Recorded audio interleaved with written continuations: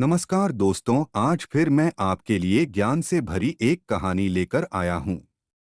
ये कहानी है गौतम बुद्ध और एक दुखी भिखारी के बीच की बुद्ध मोरल स्टोरी, जिससे जीवन का बहुत अच्छा ज्ञान मिलता है। एक बार महात्मा बुद्ध एक गांव में अपने शिष्यों सहित घने पेड़ की छांव के नीचे बैठ थे। आसपास के गांवों से बहुत से लोग अपनी मानसिक समस्याएं लेकर महात्मा बुद्ध के पास आ रहे थे। महात्मा बुद्ध उन सब की मानसिक परेशानियों का समाधान देते। सब लोग खुशी खुशी अपनी समस्याओं का समाधान पाकर वहां से लौट रहे थे। वहीं से कुछ दूर बैठा लोगों को बुद्ध के पास जाते देख एक दुखी भिखारी अपने भाग्य को कोसता हुआ यही सोचने लगा कि अभी कुछ देर पहले तो ये लोग दुखी मन से मुंह लटकाए उन महात्मा के पास गए थे, और अब इतना खुश होकर कैसे वापस लौट रहे हैं। आखिर माजरा क्या है, जरा मैं भी जाकर देखूं कि वो महात्मा ऐसा कौन सा खजाना बांट रहा है इन लोगों को। वे इतने प्रसन्न हुए कि उनके चेहरे लाल हो गए। जब वो दुख भिखारी कुछ नजदीक गया तो उसने देखा कि ये महात्मा तो लोगों को प्रवचन देकर लोगों के दुख का निवारण कर रहे हैं।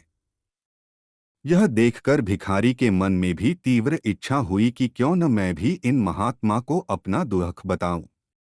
मुझे भी अपने दुख का समाधान अवश्य मिलेगा। बस फिर क्या था, समाधान पाने की लालसा लिए भिखारी महात्मा बुद्ध के सामने पहुंचा और हाथ जोड़कर प्रणाम करते हुए बोला, हे महात्मा बुद्ध, मैं भी लोगों की मदद करना चाहता हूं।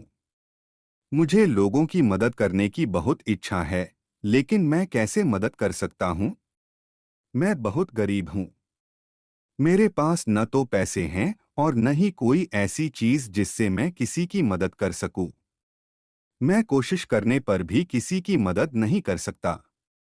मुझे भगवान ने इतना गरीब क्यों बनाया? हे महात्मा, मुझ पर कुछ कृपा करो। इतना बोलते हुए भिखारी रोने लगा। महात्मा बुद्ध बोले, आप बहुत अज्ञानी हैं, क्योंकि आप अभी तक इस भ्रम में जी रहे हो कि तुम्हारे पास कुछ नहीं, जबकि दूसरों को कुछ देने के लिए तुम्हारे पास बहुत कुछ है। तुम बिना धन और वस्तु के भी दूसरों की मदद कर सकते हो।